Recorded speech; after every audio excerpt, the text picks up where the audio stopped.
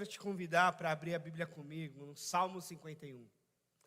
A gente ainda está no começo do ano, né? Ainda estamos assim um certo clima de ano novo. Como o Darlan falou, alguns estão no primeiro domingo deste ano aqui conosco. E eu acho que a gente ainda está naquela fase de renovação de compromissos, ou de pontuação de novos compromissos, né?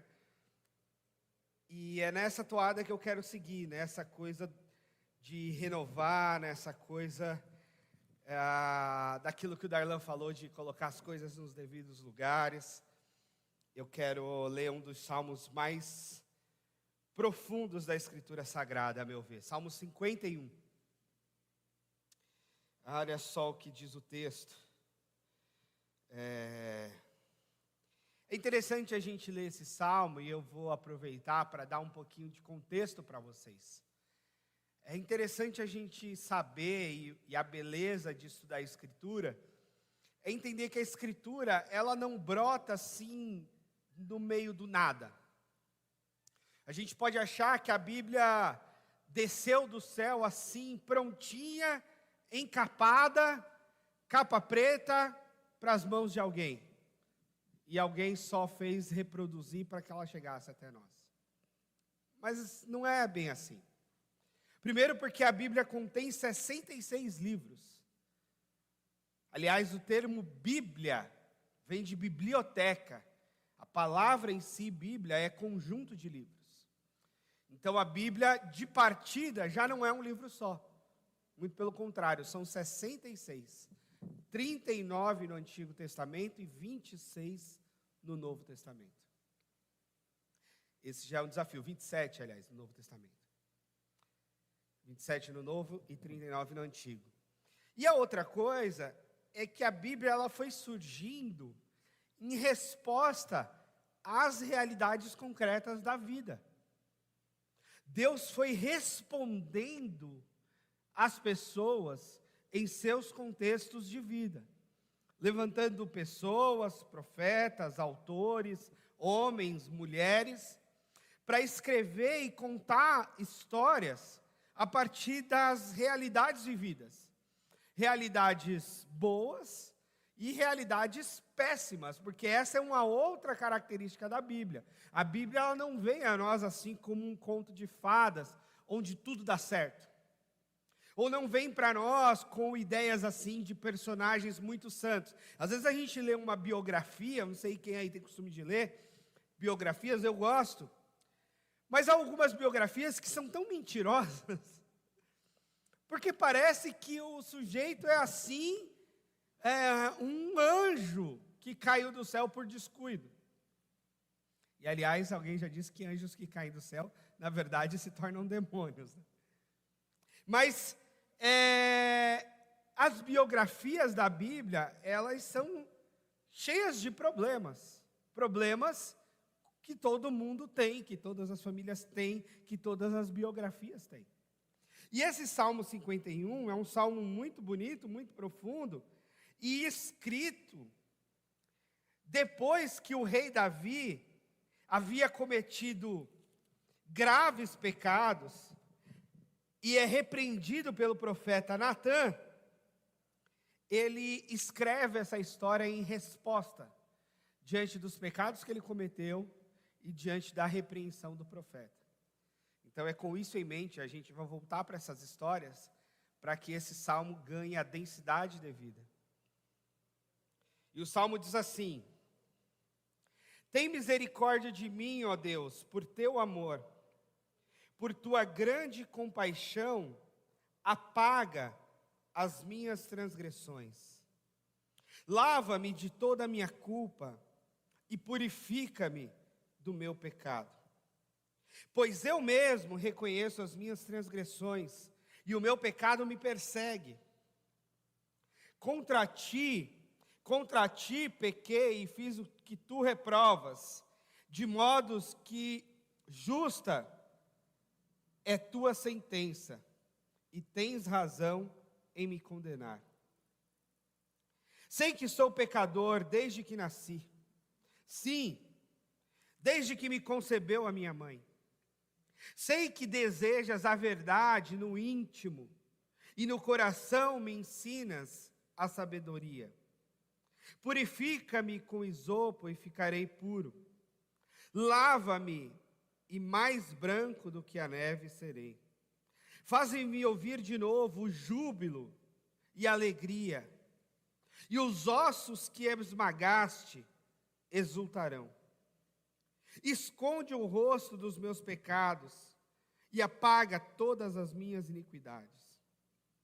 Cria em mim um coração puro, ó Deus, e renova dentro de mim um espírito estável. Não me expulses da tua presença, nem tires de mim o teu Santo Espírito.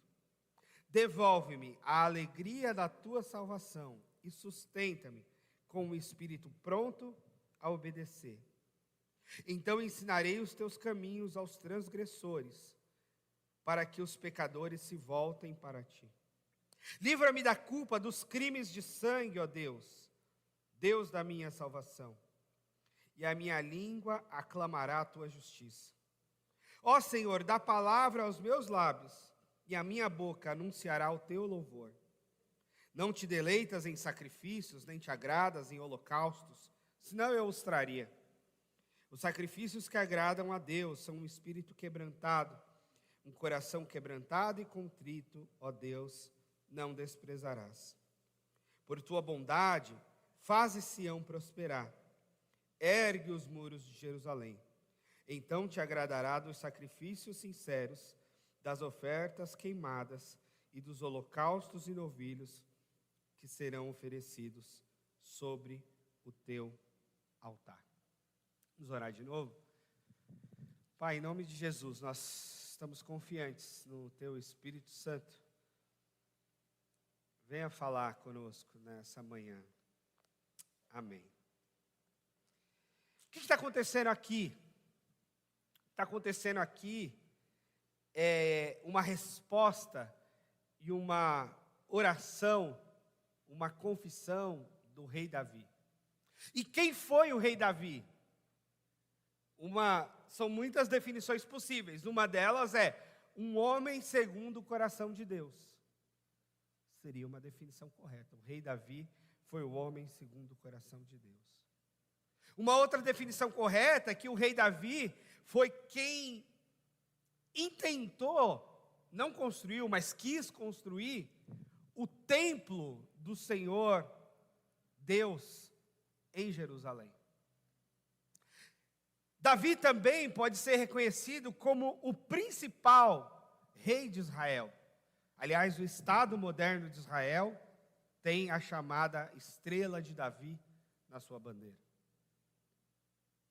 Davi também é reconhecido como aquele que finalmente derrotou os jebuseus de Jerusalém e tomou Jerusalém e tornou Jerusalém a capital de Israel. Porque embora lá atrás Israel tivesse estabelecido-se naquela região, Jerusalém nunca tinha sido ocupada pelos hebreus. A capital onde Davi começou a reinar era Hebrom.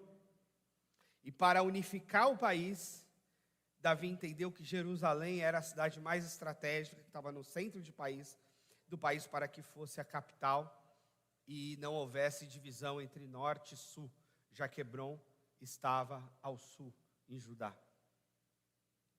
Então ele é quem conquista Jerusalém e muda a capital para Jerusalém. Davi foi um grande general de guerra. Começa a sua carreira militar no grande episódio lá contra Golias, ainda bem menino. E ele vai avançando, se torna rei e vence inúmeras batalhas pelo povo de Deus. Então tudo isso pode ser atribuído a Davi. Uma outra coisa, Davi era músico, tocava harpa. Davi também compôs vários salmos, que eram músicas, que eram orações tocadas no culto do templo. Também veio por instrumentalidade de Deus a partir do rei Davi. Então Davi era esse homem assim, extraordinário. Davi era esse homem que talvez dos nossos maiores sonhos másculos assim é quem a gente queria ser. Porque o cara era músico, era compositor, era instrumentista, era rei, era general de guerra, era tudo praticamente. Tudo que um homem pode, deseja conquistar, Davi conquistou. A sua força, a sua coragem, a sua valentia, a sua conexão divina, inclusive, a forma como ele foi chamado por Deus, sem ser de sangue azul, sem ser nobre, e chamado por Deus para ser rei. Tudo isso, no nosso imaginário, faz de Davi, assim, um personagem fantástico, do qual a gente admira e quer ser. Mas o Salmo de Davi está situado no contexto onde o Davi mancha de forma muito grave a sua própria biografia de grande homem de Deus. E o que tinha acontecido aqui? Eu vou lembrar, muitos de vocês conhecem a história. Era mais uma guerra de Israel. Naquela guerra, Davi não foi. Ele estava pelo palácio. E lá do seu terraço, ele observa a Batseba, uma mulher. Ele se encanta por essa mulher, traz essa mulher para si e tem relação sexual com ela. Começa, nos nossos termos, a ter um caso com ela. No primeiro momento, ele não quis saber se ela era casada ou solteira, o que era.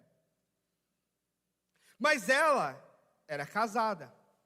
Casada com Urias, um dos principais homens do exército de Israel, dos mais fiéis. E aí, não bastasse o caso extraconjugal, e aí, tudo que está errado pode dar mais errado, a Bíblia fala que um abismo chama outro abismo, ela engravida. E o marido dela estava há muito tempo na guerra. Então, claramente, facilmente seria descoberto de que aquela gestação não era filho do marido, porque ele estava muito tempo fora de casa. Os homens ficavam muito tempo na guerra, 1 ano em batalha, às vezes, mais, menos, enfim, a depender do tipo de guerra, a depender da situação. Temos que lembrar que não havia transporte rápido, as batalhas eram a pé, no máximo em lombos de animais, de cavalos ou de camelos, ou etc. E aí o Davi tem uma brilhante ideia. Ele fala: eu vou chamar o Urias. O Urias volta, ele vai dormir com a sua mulher, com certeza vai ter relação sexual, porque ele está, nessa seca todo esse tempo. Então ele vai voltar, vai ter relação sexual, e aí essa gestação facilmente vai ser atribuída a ele, e aí o meu pecado segue encoberto e a gente segue a vida. Ele chama Urias de volta e fala: Urias, te chamei para te dar um descanso. Vai lá para sua casa, vai dormir com a sua mulher, vai ficar tranquilo, dá um descanso aí dessa guerra, depois você volta para a batalha. O Urias fala: não vou fazer isso. Não posso eu ir para minha casa, deitar com a minha mulher enquanto meus companheiros estão em guerra. Eu vou ficar aqui de prontidão na frente do palácio. E ele fica dias na frente do palácio. Ele não vai para casa. Ele não vai se deitar com a sua esposa, porque na consciência dele, ele estaria sendo infiel ao exército, à nação, se ele fosse para casa se deitar com a sua esposa enquanto seus amigos estavam na batalha. Ele não podia fazer isso. Então ele fica de prontidão no palácio do rei. Não vai para casa, não se deita com a sua mulher. E aí o plano de Davi naufraga. E agora, o que eu faço? Aí ele tem mais um plano, mais profundo e mais definitivo. Ele escreve uma carta para o comandante do exército, dizendo: coloca Urias no fronte de batalha, para ele morrer. E o Urias leva a carta. E ele deu essa carta para Urias, sabendo que Urias era tão fiel, que sequer abriria a correspondência que era para o general. Urias leva a sua própria sentença de morte, entrega para o general. O general lê e fala, o rei mandou, palavra do rei, a gente obedece. Coloca Urias na frente da batalha e Urias morre. Urias é morto. E aí, agora, o caso extraconjugal dele, a mulher fica desimpedida, viúva. E ele se casa com ela. Até aí, então, esse cenário todo estava bem encoberto. Pouquíssimas pessoas provavelmente sabiam da história. E quem soubesse não era nem louco de questionar o rei. Questionar o rei era condenar-se à própria morte. Quem teria coragem de questionar o rei? Quem teria coragem de confrontar o rei? Quem teria coragem de dizer que aquele rei estava errado? A gente não tem coragem de dizer nem que o nosso amigo está errado, né? Para não romper a amizade, a gente fica quieto. Imagina questionar o rei, que põe em risco a própria vida. Mas o profeta Natan teve essa coragem. Aliás, essa é uma característica dos profetas. Os profetas, uma definição possível é que são homens e mulheres de Deus que têm coragem de questionar os mais poderosos, sejam eles quais forem. Esse é o peso que recai sobre o profeta. É o sujeito, a mulher, o homem que tem coragem de condenar e confrontar qualquer poderoso ou qualquer poderosa. E o Natan vai diante do rei Davi. Mas ele vai diante do rei Davi e ele vai com uma estratégia interessante. Ele vai com uma estratégia assim, literária, artística, de contar uma história.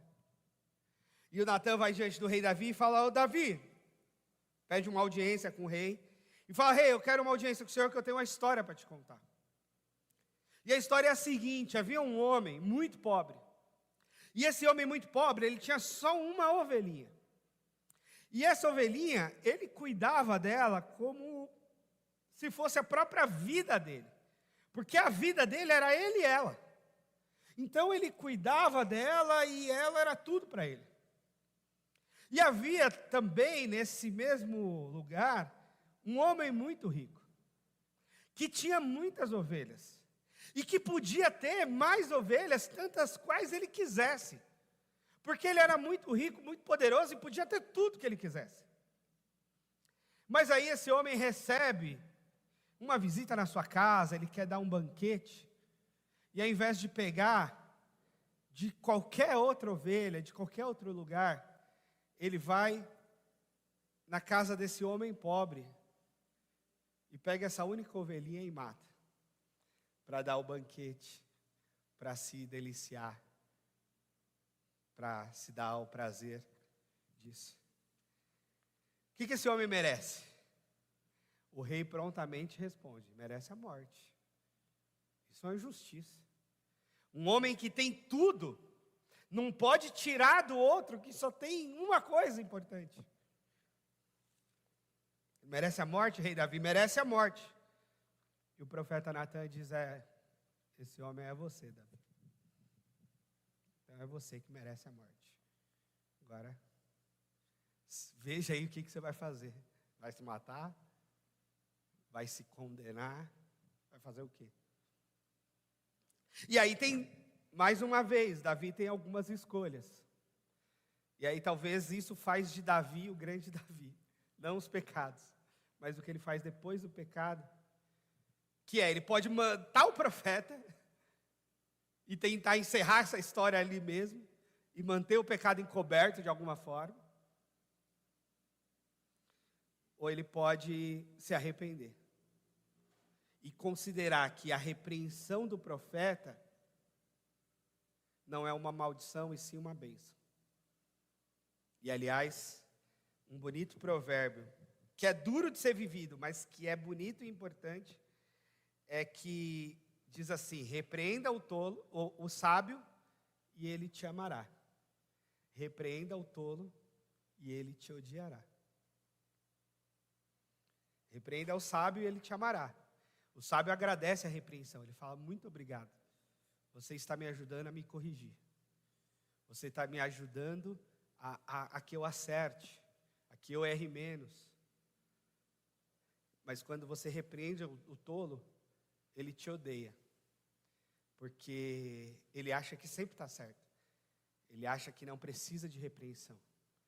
Então, o tolo, ele sai rompendo com todas as pessoas que o repreendem. Porque ele não aceita a repreensão. Mas isso faz dele um idiota ainda maior.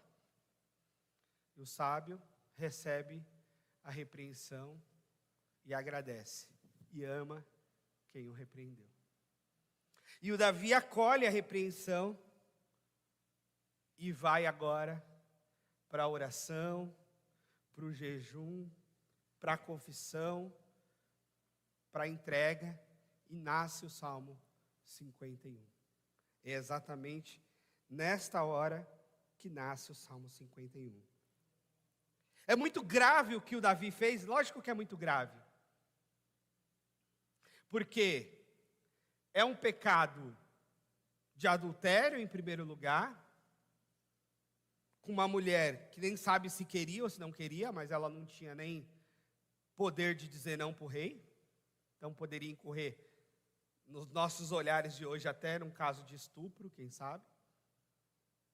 Segundo lugar, ele tenta acobertar, não assumindo esse filho que ele faz nessa mulher. Como ele não consegue, ele dá um jeito de matar o próprio soldado, o que em si seria, em primeiro lugar, um crime de guerra, seria um crime contra a própria pátria, seria o caso dele ser destituído como rei, inclusive. Como é que um rei manda matar um dos seus soldados mais honestos? E faz com que um general faça isso. Ele está conspirando contra o seu próprio reinado. Ele está conspirando contra o seu próprio exército. Ele está provocando a morte dos seus. Se é crime de guerra você provocar a morte dos outros indevidamente, de civis, por exemplo, imagine o crime de quem provoca a morte do seu próprio exército, do seu próprio soldado. Então são muitos pecados e são crimes envolvidos, né? Tem níveis de pecado que é pecado, e tem nível de pecado e crime. E Davi, mesmo para os tempos antigos, ele incorre em pecado e em crime. Mas há um profeta em Israel que vai confrontá-lo, e ele vai para diante de Deus e diz: tem misericórdia de mim, ó Deus, por teu amor, por tua grande compaixão, apaga as minhas transgressões, lava-me de toda a minha culpa, purifica-me do meu pecado, eu reconheço as minhas transgressões, o meu pecado me persegue. O que eu quero dizer é que eu quero entender que você não mandou matar ninguém ainda. Você quis matar, né? Mas não fez isso. Eu quero entender que você tem evitado adultérios ao máximo. E que você não tenha caído neles. Mas independentemente de homicídios, de adultérios, de crimes, disso ou daquilo, eu não tenho dúvida de que nós somos pecadores. Eu não tenho dúvida de que a nossa biografia, ela está e é necessariamente manchada pelo pecado. Porque nós somos pecadores. Porque nós pecamos de forma intencional, de forma não intencional, nós pecamos em ação, nós pecamos em pensamento, nós pecamos em intenção, nós pecamos de formas variadas. Não é só adultério e não é só homicídio. A lista de pecados é gigante. E com certeza, nós temos a nossa lista de pecados, que nós podemos julgar mais ou menos grave, a depender da nossa cultura, das nossas ideias teológicas, sei lá. Mas não há dúvida de que nós e Davi estamos na mesma condição de pecadores. E de pecadores que, claro, querem esconder o seu pecado. Porque o pecado é constrangimento. O pecado é vergonha. O pecado é escândalo. E é o mínimo que a gente deve ter, é realmente vergonha do nosso pecado. Porque se a gente não tiver vergonha do nosso pecado, aí a gente está sem escrúpulos mesmo. Então, o mínimo que a gente pode ter é realmente constrangimento e vergonha diante dos nossos próprios pecados. Mas a questão é que estamos num ano novo. E num ano novo, eu não sei você, mas eu tenho uma expectativa assim de me livrar dos pecados do ano passado. Eu tenho uma expectativa assim de uma renovação espiritual, de fato. Só que a renovação espiritual, ela não vem com os fogos de Copacabana, assim, não é uma mágica. A gente toma um champanhe, põe uma roupa branca, diz Feliz Ano Novo e pronto. Não é simples assim. A gente pode até imaginar que é simples assim. Até vir a primeira semana do ano. E a gente incorrer nos mesmos pecados do ano anterior e do outro e do outro. E a gente fala, caramba, eu achava que esse ano ia ser diferente. E eu estava aqui caindo no mesmo lugar. Eu estava tão animado, com uma expectativa de santidade para o ano novo. E estou aqui eu caindo no mesmo lugar, no mesmo pecado. Tendo de esconder, tendo de varrer a minha sujeira para baixo do tapete. Tendo de esconder certas coisas, tendo de lidar com todo esse constrangimento, com toda essa vergonha. Talvez não conseguindo nem orar, porque eu falei, o que eu vou falar diante de Deus? Repetir a mesma ladainha, dos mesmos pecados? Não vou nem orar. E eu como pregador? Não vou nem pregar. De tão pecador que eu sou. Mas uma das belezas do Davi é que nesse constrangimento, nessa vergonha, nessa dor toda, ele vai orar. Ele vai fazer a oração do Salmo 51. Ele vai confessar diante de Deus, ele vai se colocar de joelhos, ele vai pedir a Deus uma renovação espiritual, ele vai pedir a Deus perdão por tudo que ele fez, embora o que ele fez não tivesse volta. O Urias já está morto e o Urias não ressuscitou. Essa criança vai nascer fruto dessa relação adúltera. Então, há coisas que estão feitas e acabou, para o nosso desespero.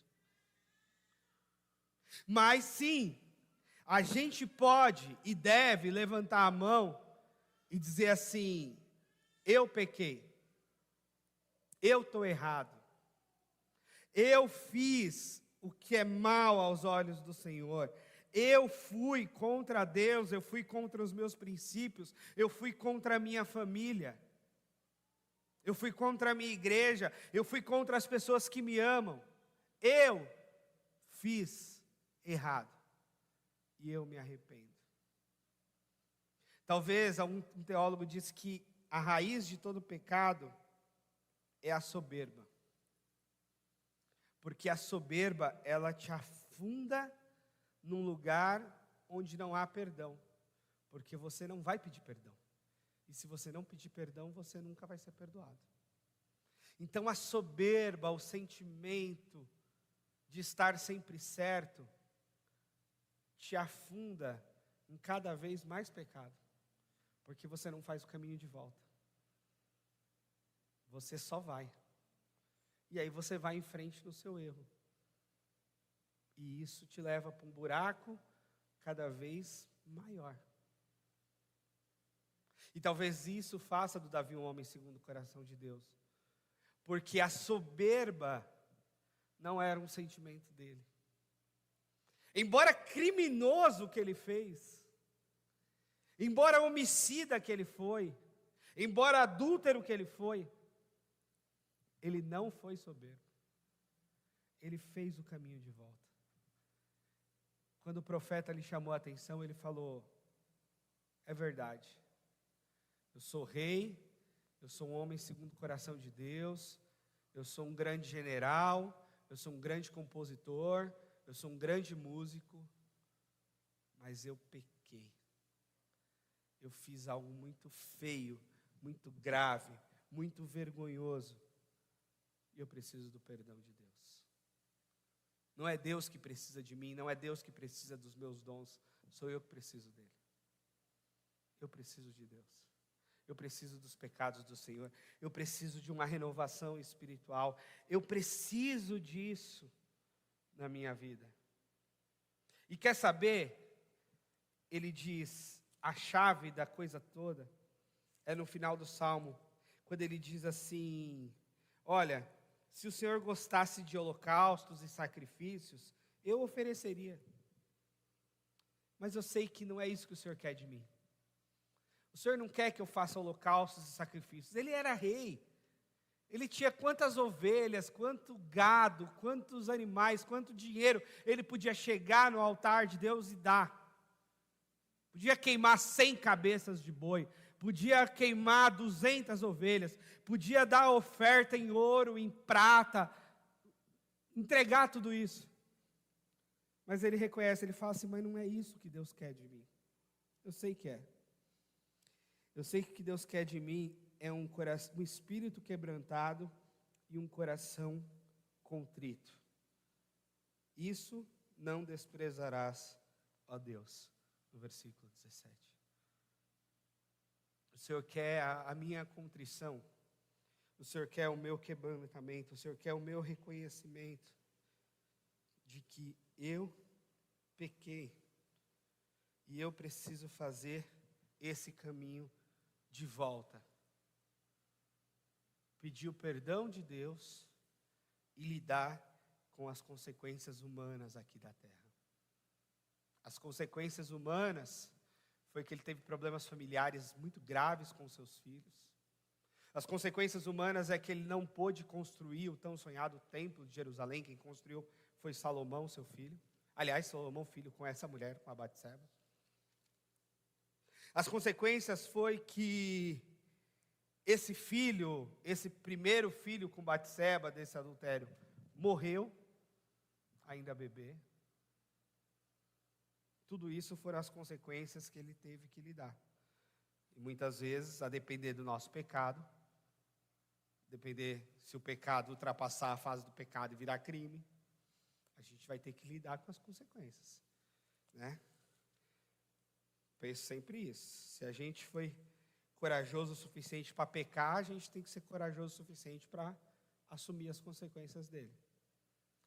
Mas o importante é que diante de Deus, ele assumiu o seu pecado e obteve o perdão, mesmo tendo de lidar com as consequências. Mas com certeza, ele obteve o perdão de Deus, a renovação espiritual que ele precisava. A Bíblia vai dizer que ele termina os dias dele em paz. A vida dele foi uma guerra total, mas ele termina em paz. Talvez por isso, por ser um homem de coração contrito e quebrantado. Então eu quero terminar dizendo para você algumas coisas sobre isso. Primeiro, preserve um coração contrito e quebrantado. Essa é das coisas mais preciosas que você pode ter na sua vida. É um coração contrito e quebrantado. A soberba precede a queda. O orgulho e a soberba irão te afundar cada dia mais. Então, alimente em si mesmo um coração contrito e quebrantado. E quando você pecar, quanto mais rápido você fazer o caminho de volta, menor vai ser o estrago. Quanto mais rápido você cair de joelhos, menor será o estrago. O estrago do pecado é inevitável. Mas se você fizer o caminho de volta rápido, talvez o estrago seja pequeno. Sendo ele pequeno, é mais fácil de consertar. Se você demorar e se afundar no pecado, os estragos serão maiores. E algumas coisas talvez não terão conserto. É aquela coisa de você bater o carro. Tem batida que você vai lá e conserta rápido. Tem batida que dá PT, perda total. Acabou. Sobrou nada. Depende. Faça o caminho de volta. E outra coisa, tenha pessoas perto de você que lhe fale as verdades difíceis de ser ouvidas. Há uma tendência nossa de afastar as pessoas que falam as verdades difíceis de ser ouvidas. Porque é claro que o nosso ego quer ouvir os elogios. É claro que o nosso sentimento humano imediato é de ouvir aqueles que nos aplaudem em toda e qualquer circunstância. Então isso é que é bom de ouvir. Mas se a gente não tiver amigos que nos dizem a verdade, e as verdades mais duras de ser ouvidas, talvez a gente não faça o caminho de volta a tempo. E o Natan foi esse cara que teve coragem de dizer a verdade para o rei. E o rei ter ouvido essas verdades tão duras de serem ouvidas. A gente precisa de ter essas pessoas na nossa vida, para a gente escutar. E, inclusive, eu vejo que na comunidade de fé, isso é e deve ser um caminho de mão dupla. Nós devemos ser, de vez em quando, aquele que fala a verdade dura, e devemos ser também aquele que escuta a verdade dura. Porque todos nós somos pecadores, mas também todos nós temos o Espírito de Deus e podemos e devemos exortar uns aos outros. Então a gente deve estar preparado para ouvir as verdades duras e para dizer as verdades duras, quando elas se fizerem necessárias. Obedecendo a um critério ético que eu aprendi com o pastor Erlande, que para mim também faz muito sentido, que é elogio público, repreensão privada. Quando você tiver de falar bem de alguém, fale bem em público. Fale bem à vontade. Quando você tiver de repreender alguém, repreenda em privado. Chame de canto, no particular, e aí você repreende. Por quê? Porque isso demonstrará claramente que é uma ação de amor, que é uma ação que não visa o constrangimento, que não visa a vergonha, mas que de fato visa o bem daquela pessoa. Fazer isso ali, no privado. E quando tiver de elogiar, aí a gente pode usar o espaço público como algo de bom a ser exaltado a respeito de alguém. Então, gente, nesse ano novo... e tem outra coisa ainda. Tem uma última coisa. Ao invés do teu pecado te constranger, e você não orar, e você não querer fazer nada espiritual a respeito disso, porque você pode se sentir constrangido, meio impostor, meio errado, tem gente que peca, não quer nem vir na igreja. O caminho tem que ser o contrário. Se você pecar, aí que você tem que orar. Aí que você tem que vir para a comunidade, aí que você tem que cair de joelhos. Porque isso sim vai ser o trabalho do maligno. O trabalho do maligno vai ser te afastar de Deus e te afundar no pecado. E o trabalho do Espírito Santo é te constranger diante do seu pecado, mas te trazer de volta. Então a gente não pode ser aquele que cai em pecado e avança para mais pecado. E vai para longe da comunidade, e vai para longe da vida de oração, e vai para longe do culto, e vai para longe da jornada espiritual. Não, é o contrário. Nós somos aqueles que caem em pecado e tem que voltar correndo. E tem que voltar para mais oração, e tem que voltar para mais louvor, e tem que voltar para a comunidade, a gente tem que fazer o caminho de volta. Nós somos aqueles que fizeram e que fazem o caminho de volta.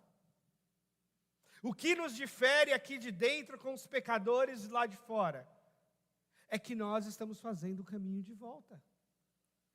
Algumas pessoas não sabem que estão pecando, ou não têm consciência disso, ou não têm sei lá o quê, e elas continuam pecando. Nós somos aqueles que pecam também, mas que a gente faz o caminho de volta.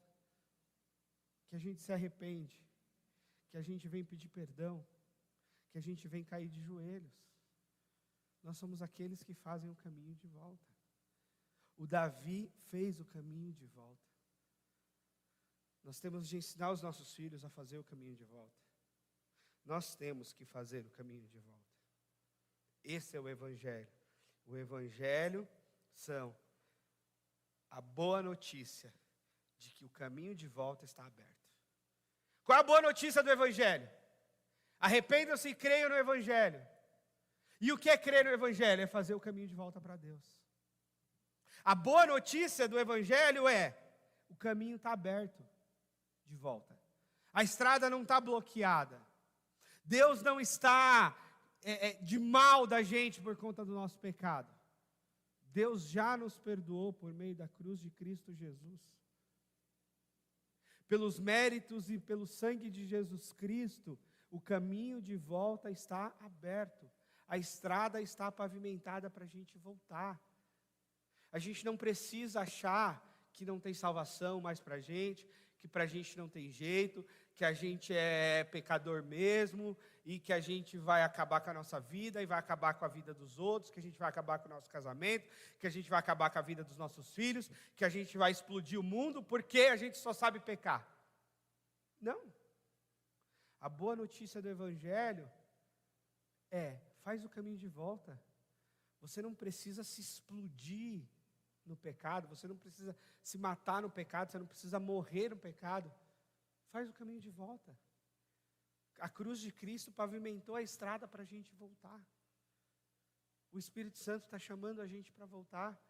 Deus é aquele pai lá do filho pródigo, olhando na estrada de braços abertos, esperando a gente voltar. Então a questão não é se a gente vai pecar ou não vai pecar, porque a gente vai pecar. A questão não é se a gente vai errar ou se a gente não vai errar. A questão é que a gente vai errar. A questão vai ser a nossa disposição de fazer o caminho de volta. A nossa disposição de voltar, de voltar e de voltar. E nesse ano novo, faça de novo o caminho de volta. Ah, mas eu já fiz oração lá no dia 31 e já me afundei em pecado no dia 1º. Tá bom. Faz o caminho de volta. Faz a oração de novo. E de novo, e de novo. E de novo. Essa é a beleza do Evangelho. É a possibilidade da gente voltar. 1, 2, 3, 4, 5. Quantas vezes eu devo perdoar o meu irmão? Disse alguém a Jesus. Jesus falou, o cara falou 7 vezes, ele falou 70 vezes 7. Mas o que Jesus queria dizer, olha, é sempre, porque, quer saber, Deus está perdoando vocês sempre. Faz o caminho de volta. Pede perdão, lê o Salmo 51. Diz, Deus, me purifica, tira esse sangue das minhas mãos, da minha mente, tira esse pecado todo do meu coração. Volta. De novo, e de novo, e de novo, e de novo, até o último dia das nossas vidas, novamente. Pedindo perdão a Deus, se reconciliando com Deus, se conectando com o Pai. Esse é o único caminho para nós. É o caminho do arrependimento. É a única possibilidade de vida para nós. É uma vida quebrantada e contrita. É a única possibilidade.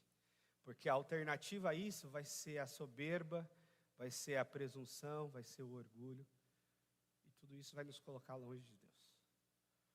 Então, o que resta para nós é fazer o caminho de volta. Fazer. Retornar, ensinar os nossos filhos a voltarem. fazer isso sempre, e pregar o evangelho para as pessoas, e dizer para elas, façam um caminho de volta para Deus. Esse é o evangelho. Vem de volta. Deus está esperando vocês. Voltem. Voltem. Voltem enquanto há tempo. Voltem enquanto você tem oportunidade. Já pensou quando a gente perder a consciência? Já pensou se a gente tem um dano cerebral que a gente perde a consciência? Como é que fica esse caminho de volta? Às vezes eu me pergunto isso. Meu Deus.